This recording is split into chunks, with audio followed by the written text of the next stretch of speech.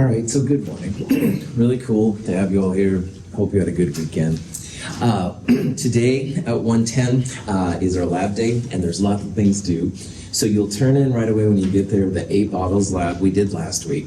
The introduce yourself assignment, which is right before the 8 bottles and the companion, or you can get it online, is also due. I want to know a little bit about you and what you're thinking, what you want to do with the class, and also get you kind of oriented with what's going on.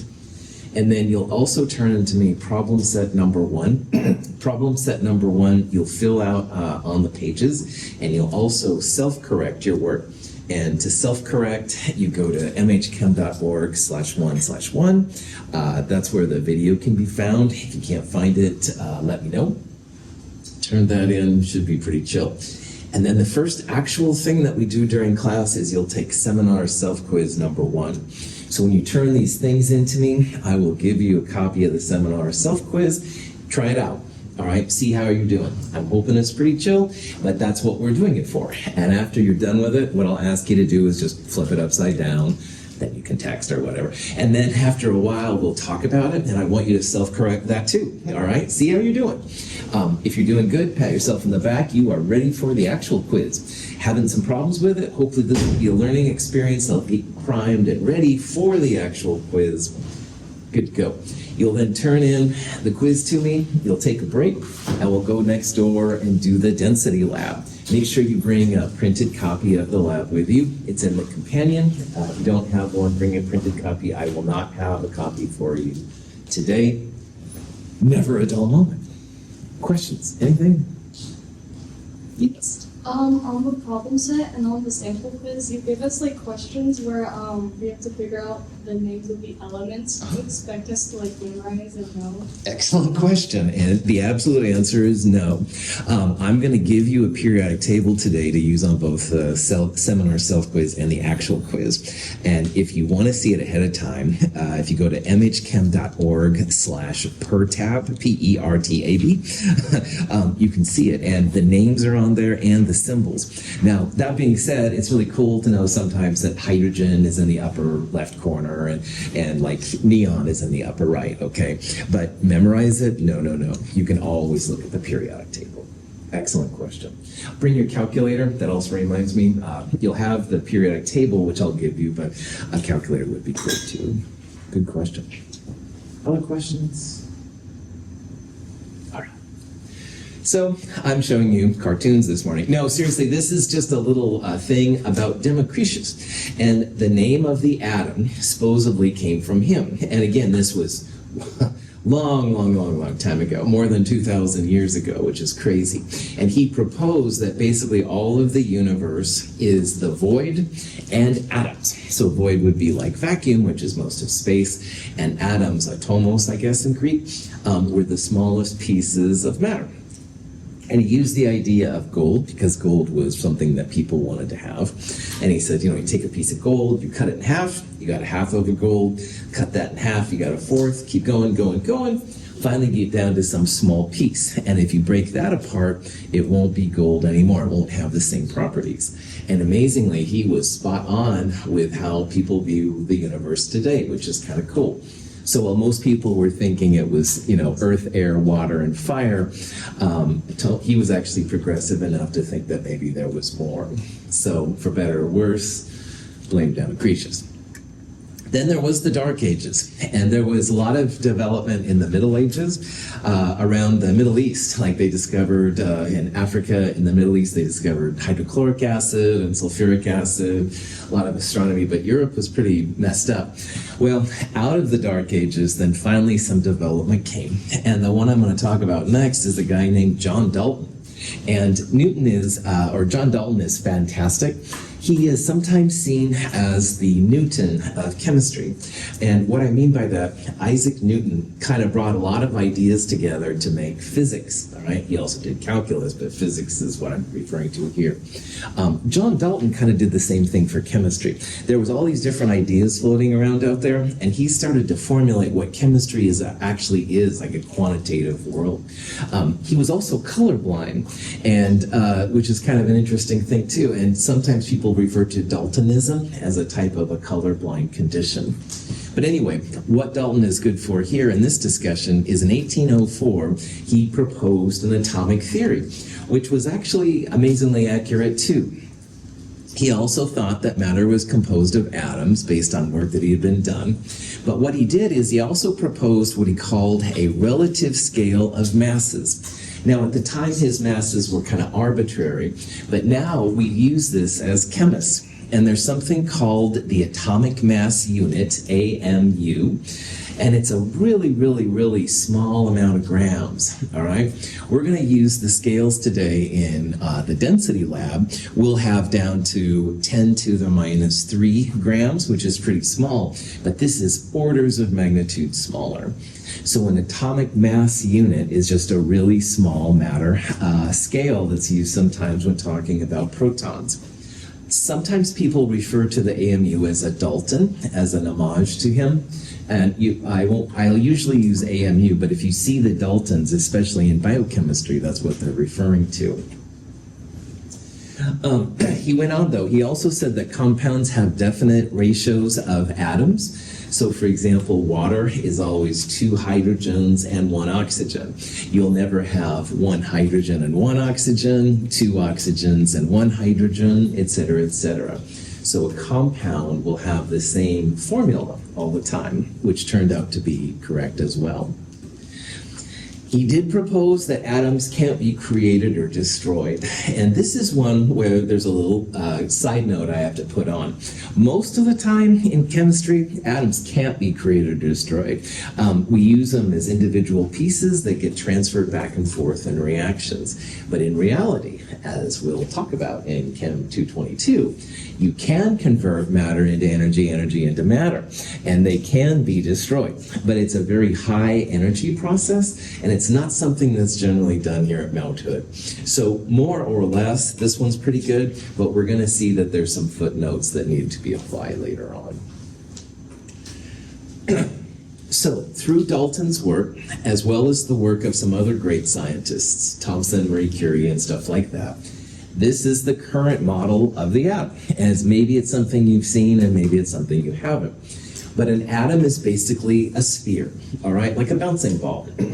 In the middle of the sphere is what they call the nucleus, and the nucleus contains both protons and neutrons. Now, outside the very small nucleus, there's electrons. And sometimes you see pictures of atoms with like a sphere, like a planet around the sun idea. And that's okay, but a better description, as we're going to see here in a little bit in Chemistry 221, a better description is electrons are kind of like shimmering. They're all over the place, all right? Electrons are weird. They're not like normal particles for us, and we'll talk about that more next chapter too. But for right now, just realize that, yeah, atoms are basically spheres, all right? The nucleus is in the middle. Protons and neutrons are in the middle, and electrons are around the outside. And finally, the glue that holds the atoms together more than not is because the inner protons are positive and the outer electrons are negative. And most of the attraction for the atom comes from this positive-negative thing. Scientists found that positives and negatives attract. Well, positives and positives would repel, and negatives would repel. Positives and negatives will come together to attract, which is kind of cool. Neutrons have no charge. They kind of keep the protons separated a little bit so that they don't start interfering with each other. We'll talk more about this arrangement in future lectures. Any questions? So a proton has a positive charge. And in science, charge is measured through what's called a coulomb. So a capital C is the symbol for a coulomb. You do not have to know this number by any means, all right? But I just wanted to point out that that's the value of it. It's a very small number. There's not a lot of charge because protons are so freaking small. So notice this number right here. This is the mass of a proton. So today in lab, we're going to measure the masses of metals and liquids and stuff like that. And they will be in the grams, so 10 grams, 20 grams, something like that. This is 10 to the minus 24 grams. So many powers of 10 smaller than the things that we're used to in our world. This is a very small number. However, an atomic mass unit is this number right here. So if you take this number and divide it by that number, you get 1.0073. Those are the units that people usually refer to when talking about the proton. The gram value is this, but it's very unwieldy because of the small power of 10, but 1.0073 is the common value that's used. So in this scale, instead of grams, we're going to have atomic mass units, and the proton is about 1.007 AMUs, and it has a positive charge. Now, electrons have a negative charge. And again, here's the Coulomb value, but notice how the number is the same, all right? So as much as a proton is positive, an electron is negative, and that's why they attract so well. They're equal charges. Opposite charges, positive, negative, attract, but they do have the same magnitude. You don't need to know this number, but I'm showing you there to show that the value is the same. But the other thing that's interesting, this is the mass of the electron, and it's the mass in AMUs. So while the proton was about 1.007 AMUs, the electron, 0.0005. It's roughly 1/2000th or so of the proton. It's very small. So if you had a scale, all right, the proton would be so much heavier, if you will, so much more massive would be a better way to describe it, than the electron. All right, electrons are very small mass. Their charge is equal to, but opposite though, to the proton. The neutrons, on the other hand, do not have any charge. So there's 0 coulombs, if you want to use those kind of terms for it. So there's no charge. But look at the mass, all right? These guys are about 1.0087, which is more than the proton, 1.0073. So in terms of mass, neutrons are the most massive. Protons are almost the same, but a little bit less. And electrons have almost no mass compared to the other two. But in terms of charge, positive protons, negative electrons, neutral neutrons. Oh yeah. All the atoms on the periodic table consist of these three pieces. Well, hydrogen, some of it doesn't have neutrons, but that's a different story. More or less, all right, all these three pieces make up all the different kinds of atoms you see, which is kind of interesting. So, questions? Yeah. How are you able to measure this? Right on. It's not easy. If you have a large enough and a powerful enough mass spectrometer, which I'll show you later, you can measure what it is for a mole of these things, which is a lot, and then divide it by the Avogadro's number to get these kind of masses. So it's not something that we have, that scientists have like a scale for per se, but if you take a big one, then you can divide by a certain number to get it. And we'll talk about all these things here. But here at Mount Hood, we would be hard pressed to make these kind of mass balances. This would be a higher institution. Good question.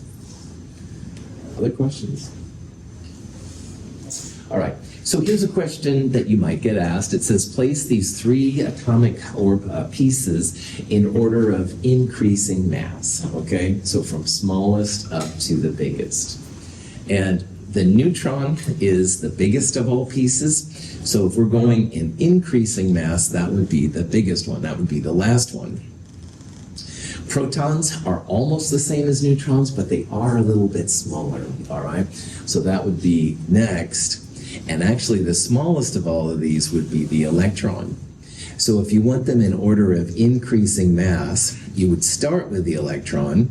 Electrons are less than protons, and protons are less than neutrons. Answer D. Any questions? Okay. In 1910, Rutherford and his co-workers were studying the angles at which alpha particles were scattered as they passed through a thin gold foil. Most of the alpha particles passed through undeflected. However, a few were found to be scattered at large angles, some even back in the direction from which they had come. This meant that they had collided with an object much more massive than the alpha particles themselves, yet so small that only a few alpha particles encountered them. This atomic level view shows what is happening. Most of the atom is occupied by the low mass electrons. The nucleus is small and massive. When an alpha particle encounters a nucleus, it is scattered at a large angle.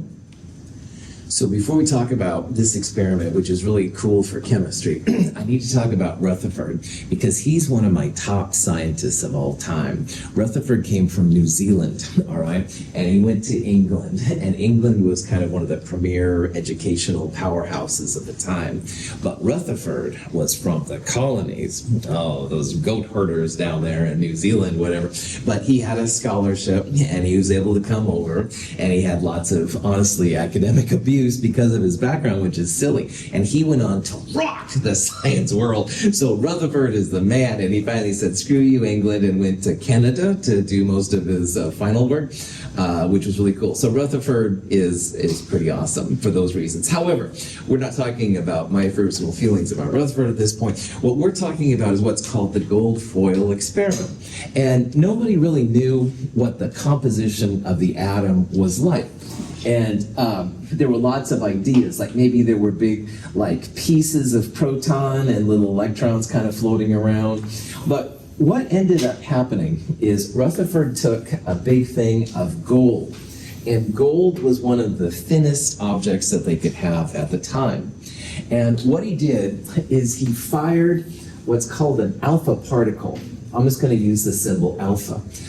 It's a type of radiation. We don't need to worry about that. But what we do need to worry about is that the alpha particles are positive, all right? And he fired the particles, the positive particles, through the gold. And most of them went straight on through. And I'll show this video here in a little bit again, but he used basically like a big piece of film to detect when the alpha particles would come through. When the alpha particles came through, they would make like a stain, if you will, on the film, which was pretty cool. And so most of them just went straight on through, no problem. But wow, once in a while, those positive particles would hit the nucleus, and that's when things got really weird. They would start going left and right, they would go backwards, all over the place, because as positives and positives come together, they repel. And so after studying this and doing it a couple times, what he realized is that the density is a very low density, or the atom is a very low density place, all right? Most of the atom, it's like a ghost. You don't see anything at all. But in the actual middle, there must be something that's very, very dense, which we now know is the nucleus. And that's why these alpha particles were going back. So again, most of the particles just straight on through, no problem. But once in a while, they'd hit the nucleus and they'd reflect and refract and all these kind of things. They'd go kind of crazy, and nobody expected that. So Rutherford was the one that figured out that, yeah, the atom is actually pretty low density overall, unless you get to the middle. So let me show that video one more time because it's kind of important. In 1910, Rutherford and his co-workers were studying the angles at which alpha particles were scattered as they passed through a thin gold foil. Most of the alpha particles passed through undeflected. However, a few were found to be scattered at large angles, some even back in the direction from which they had come. This meant that they had collided with an object much more massive than the alpha particles themselves, yet so small that only a few alpha particles encountered them. This atomic level view shows what is happening. Most of the atom is occupied by the low mass electrons. The nucleus is small and massive. When an alpha particle encounters a nucleus, it is scattered at a large angle.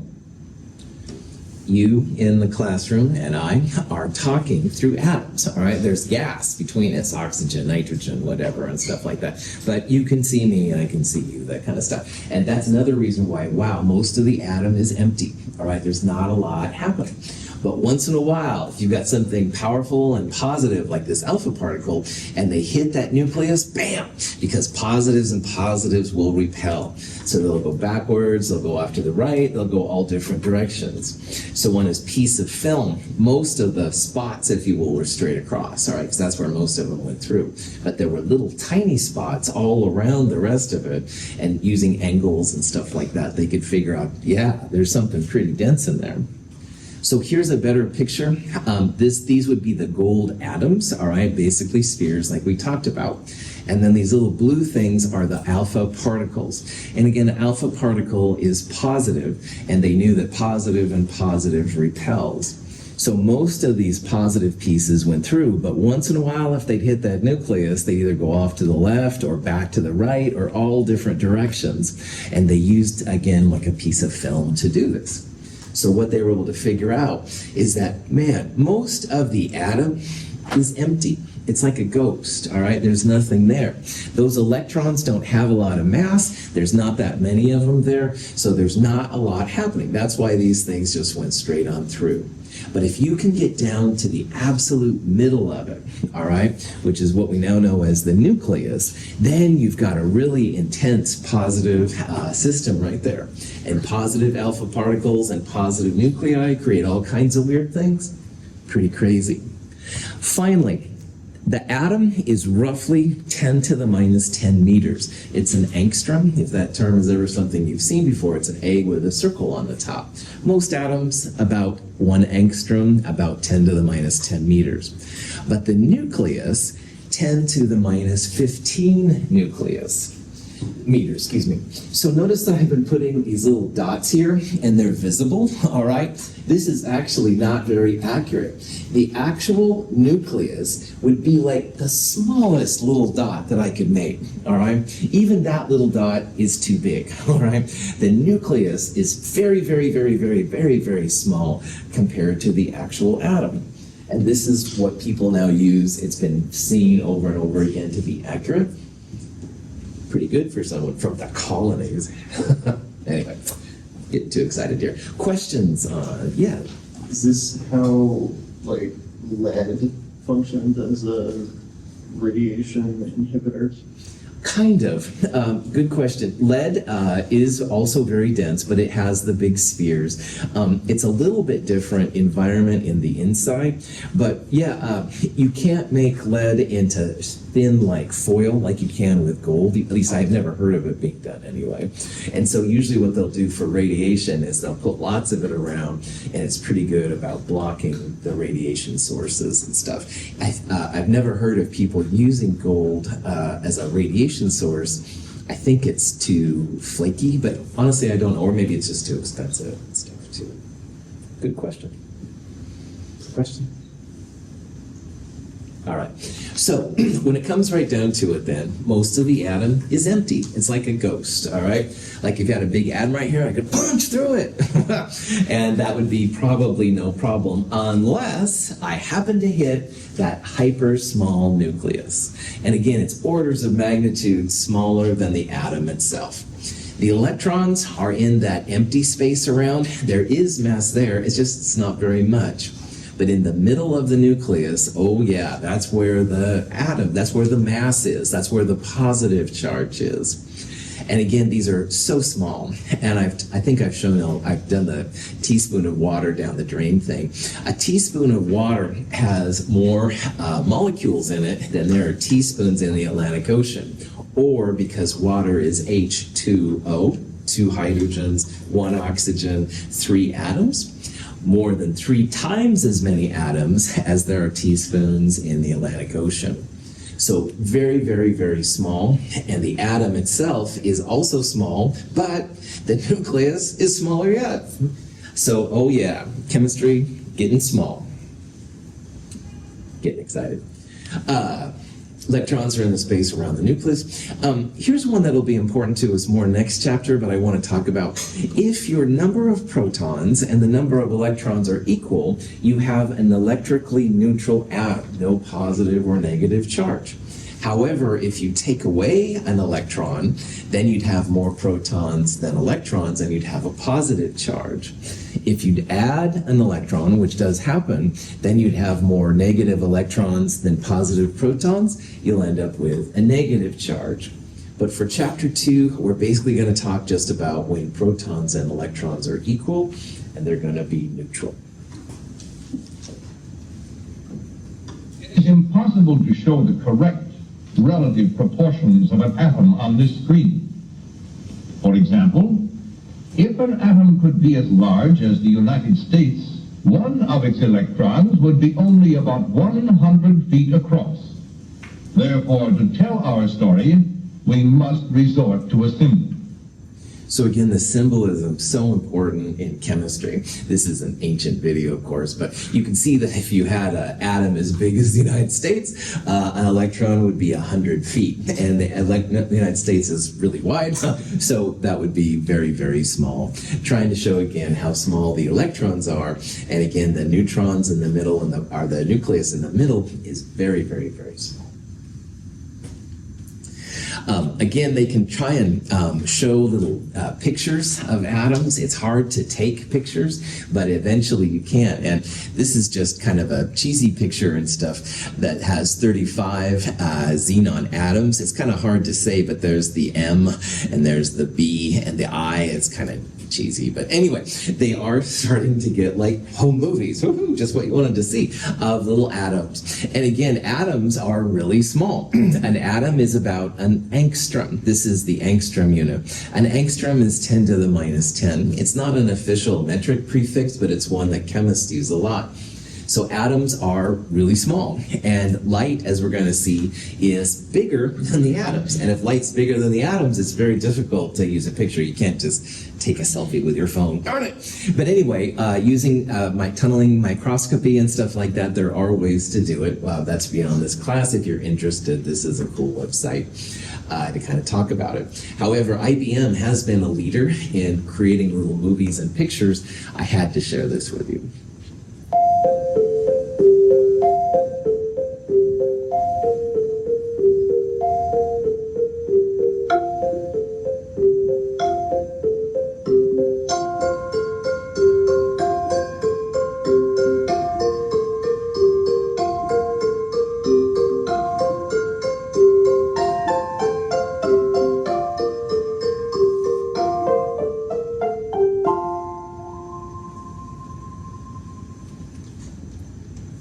So those are all atoms, and they're manipulating the atoms like frame by frame to make this.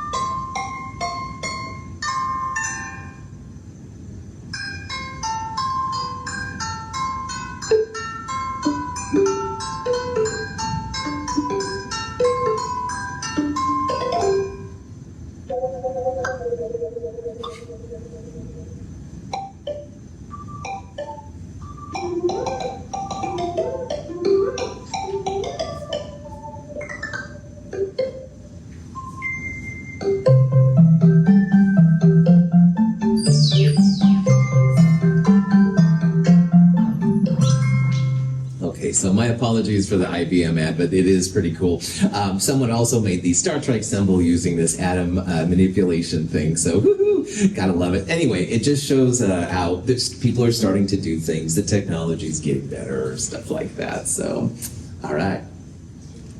Now, atoms, as we've seen, are all over the periodic table. And the smallest piece of the elements, which are what we see on the periodic table, is the atom, all right? And so there must be something that differentiates hydrogen from helium and helium from lithium, stuff like that.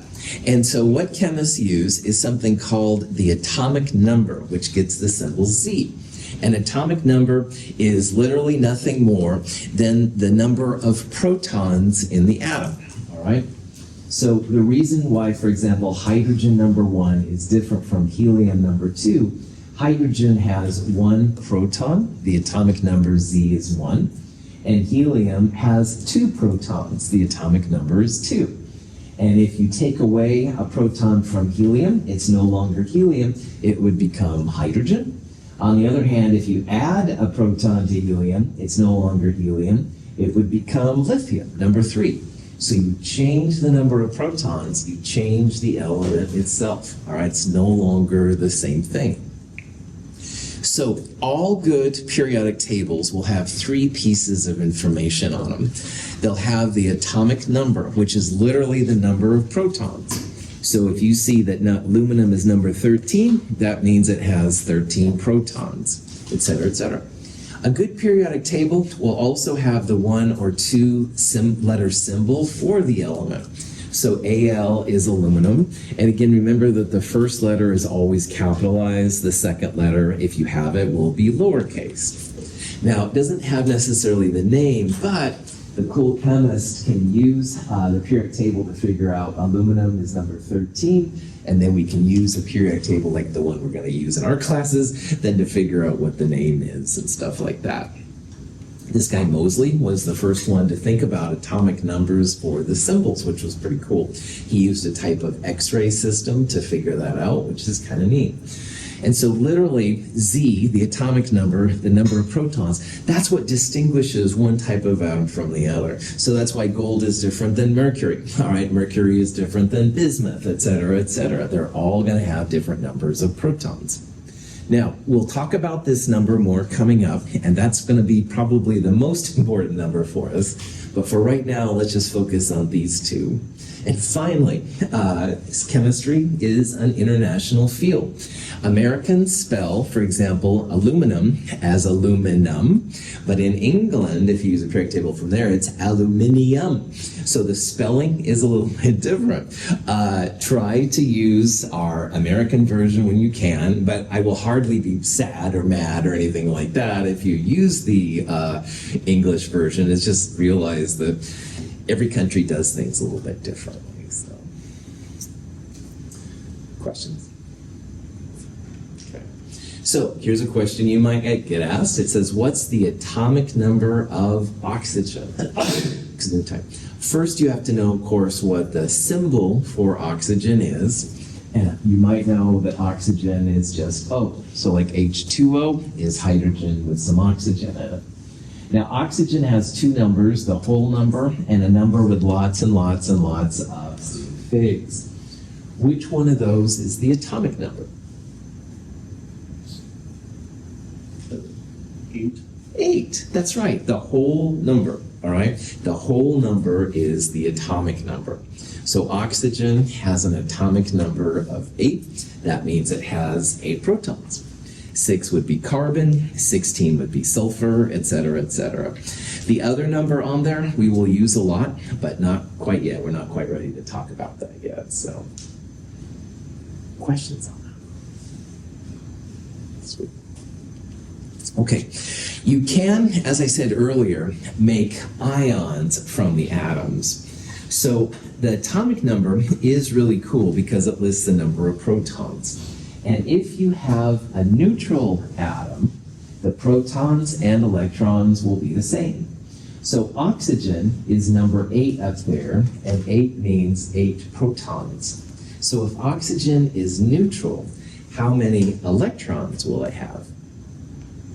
8. Well done. That's right. Protons and electrons will be the same if it's neutral. And that applies to all the atoms. But as we're going to see, some of the ions like to lose an electron, and some of the atoms like to gain an electron, or 2 or 3, depends on the system. So an ion is when you have an atom where the protons and electrons are not the same, they're unequal, all right? If you end up with more protons than electrons, you will have a positive charge. If you end up with more electrons than protons, you will have a negative charge. So these positives and negatives we're going to see are literally related to the number of protons and electrons. An anion and a cation are terms that are used for charges. An anion is a negative ion. And if you have an anion, you end up giving it an IDE ending. I'll show you examples of this later. A positive charged ion, one with more protons than electrons, is called a cation. If you call it cation, I won't be mad, but it's officially cation. And I like to think about that cats have pos, so a cation is positive. Instructor's weird. Anyway, there's lots of coffee cups about this. People that like chemistry and cats, you don't have to call yourself among them. This is the chemistry cat. Many memes were created around the chemistry cat. I'll show some of them. But a cation is positive. We'll talk about which ones make positive cations and negative anions coming up. But for right now, any questions on that? Now, the mass number is also an important number for chemists. And a mass number is literally equal to the number of protons plus the number of neutrons. So if you have a system, for example, boron. Boron, if you look on the periodic table, is number 5 up there. So that means 5 protons. If your boron has 5 protons and 5 neutrons, you would add those numbers together to get the mass number, which is 10 AMU. And if you're going to write this as a symbol, you would have boron, the symbol of the element. The lower left-hand number will be the atomic number, which is from the periodic table 5. And the upper left number, which is a superscript, that's protons plus neutrons, the mass number. So this would have a mass number of 10. And people would refer to this particular thing as boron 10, or just a superscript 10 like that. Every quadrant of the element symbol has a meaning, so be very careful where you put things. The lower left corner is the atomic number, which is sometimes omitted because you can look it up on the periodic table. The upper left number is important, that's the mass number. We're going to see that in the upper right corner, we have the charge, if there's a positive or a negative. And if you have a molecule, for example, H2O, the subscript right, which isn't shown right here, that would be the number of atoms in a formula. So every quadrant of the atom linked around. Getting excited. Questions? How would you find, if I gave you this symbol, how would you find the number of neutrons? Yes. Subtract C from A. Well done. That's right. Subtract C from A. Or even simpler if you want, top number minus bottom number. You bet. But it is mass number minus atomic number. All right. There's no symbol directly on here for just the neutrons. All right. It's going to be top number minus bottom number. So this would be helium-4, and helium-4 has 4 minus 2 neutrons to it. Okay. Now, why this is important to chemists is that when you have a type of an element, let's use boron, you don't have just one kind of boron. And I like to think about this as flavors of, say, ice cream. You go into the store, and sometimes you want vanilla, and other times you want chocolate, and then you want peppermint or whatever, all right? They're all ice creams, but they're different kinds of ice creams. Chemists, we can't taste these, darn it, but what we do is we call them isotopes, all right? They're all the same element, but they're all slightly different because the neutrons are different. So boron actually has 2 main isotopes, 2 main flavors. Don't try either one of them. But anyway, boron 10 is the one we just saw. The dash 10 means a superscript 10. And what that means again is that 10 minus the atomic number tells you the number of neutrons, 5 neutrons. But boron 11 has a mass number of 11. Now boron is still boron. It still has 5 protons. So the number of neutrons here would be 11 minus 5, 6 neutrons.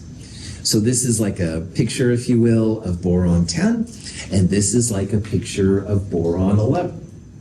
And these are isotopes. Same atom, but different masses. Yeah. Is there any physical difference to the isotopes other than density?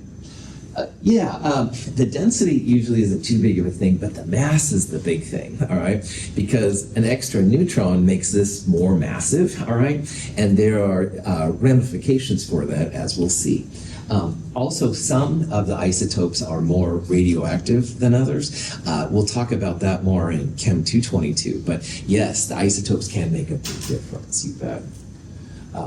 Another thing, since we're on the topic, if you've ever had an MRI is a device that measures, usually anyway, one kind of hydrogen. And one kind of hydrogen has different properties that the other types of hydrogen don't. So yeah, isotopes, very, very important. With that. Cool question. Other questions? All right. Within each element, or family of atoms, there can be different members, each one having the same number of protons, but differing in the number of neutrons. The total of an atom's protons and neutrons is its atomic weight. Thus, in natural uranium, we have U-234, U-235, and U-238. These different members of the same element or atom family, science calls isotopes. So isotopes are very important, and this is not a political class by any means. However, a lot of controversy around Iran and their nuclear program, all right?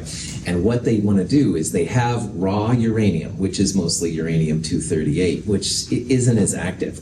But if you can make it into uranium-235, then you can start having uranium for energy production. So like nuclear power plants, of course, then the people that are nervous think it's going to be used for weapons and stuff like that.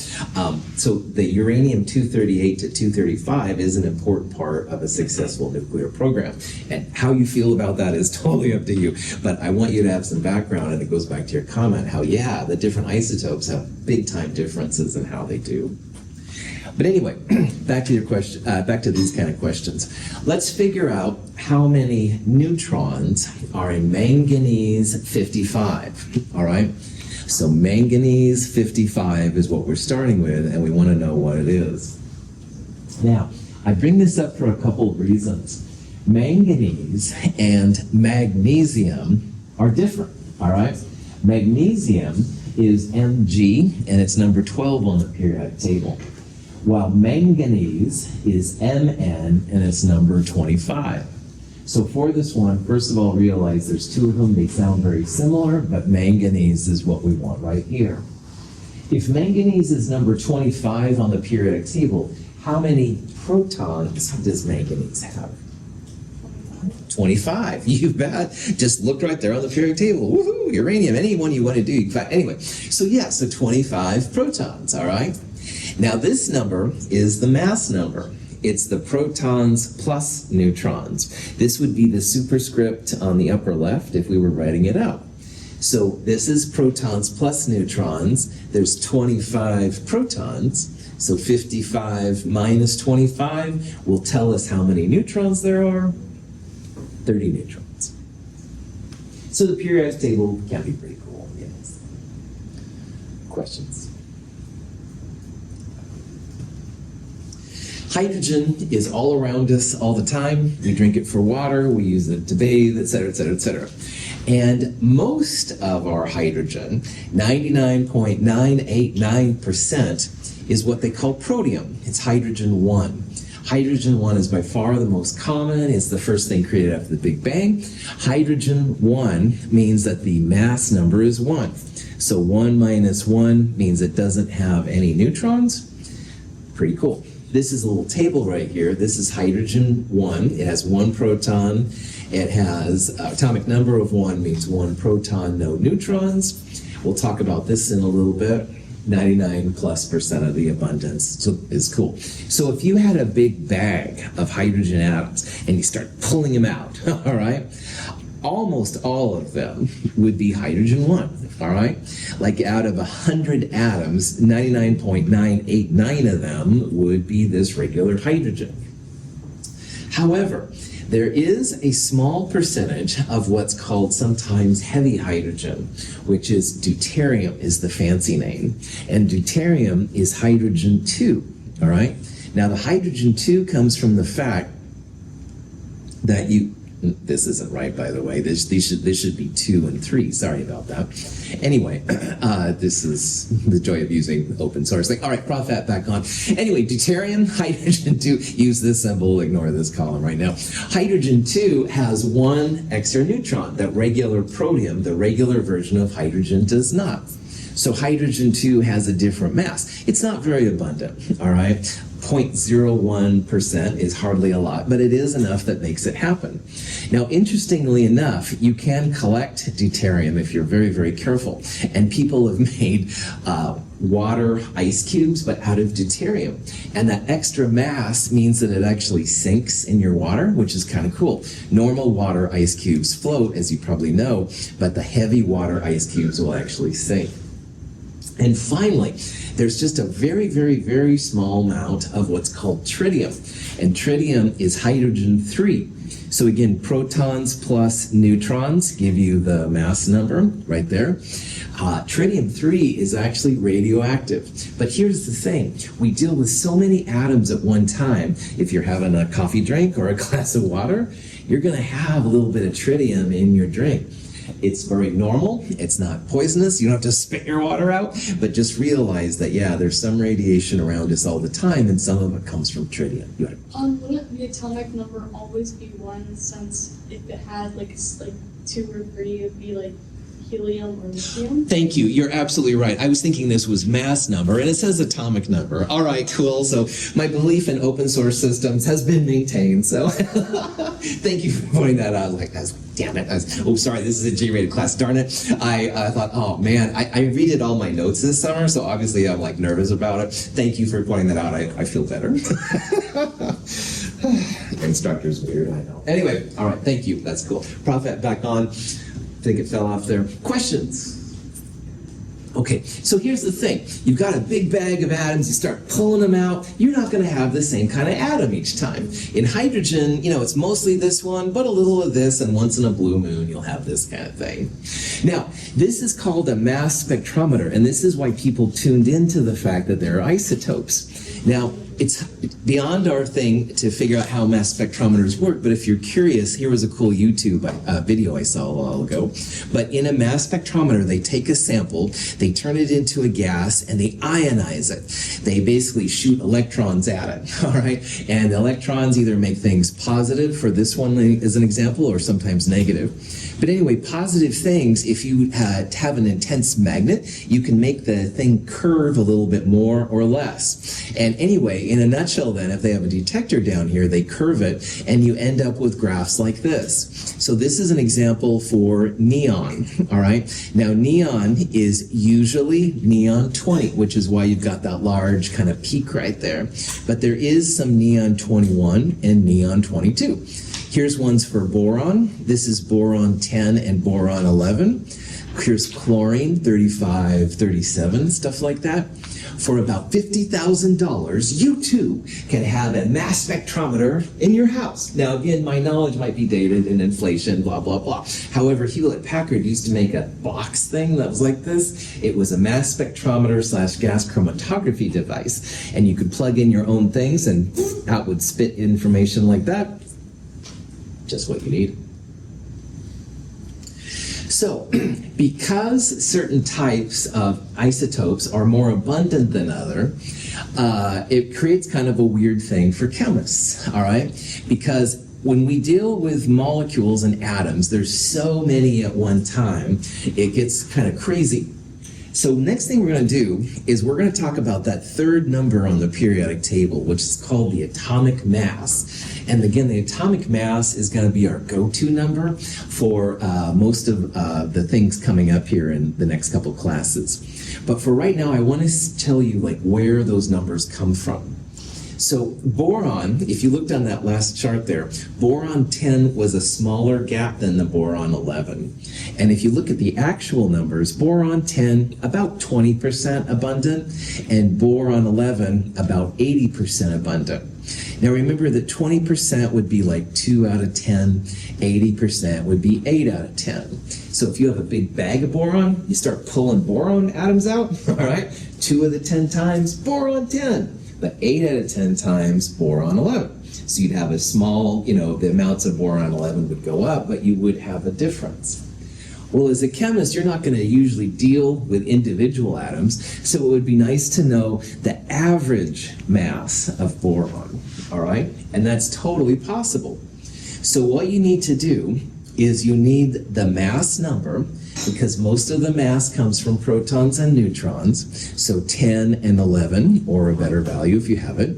But you also need how abundant they are, like 20% or 80%. So this little symbol in math is called the summation sign. It means add up all of them.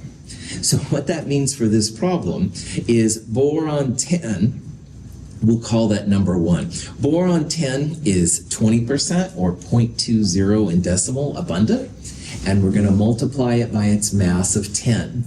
And this summation means add up all of them. So we're also going to add up then the abundance of the boron 11, which is roughly 80% or 0.80, and multiply it by its mass of 11. And when you do the math, this comes out to be 10.8. And if you look at boron right there, number 5, that red number on this periodic table, 10.811. So this is where those values come from. It comes from the average values and the abundances of the isotope. And if you're bored between now and Wednesday, there's a cool handout on abundances in your companion and online. You'll see more information on it. We'll also talk about this more on Wednesday. Any questions? All right, have a good day. I'll see you today at 1:10. Thanks for being here.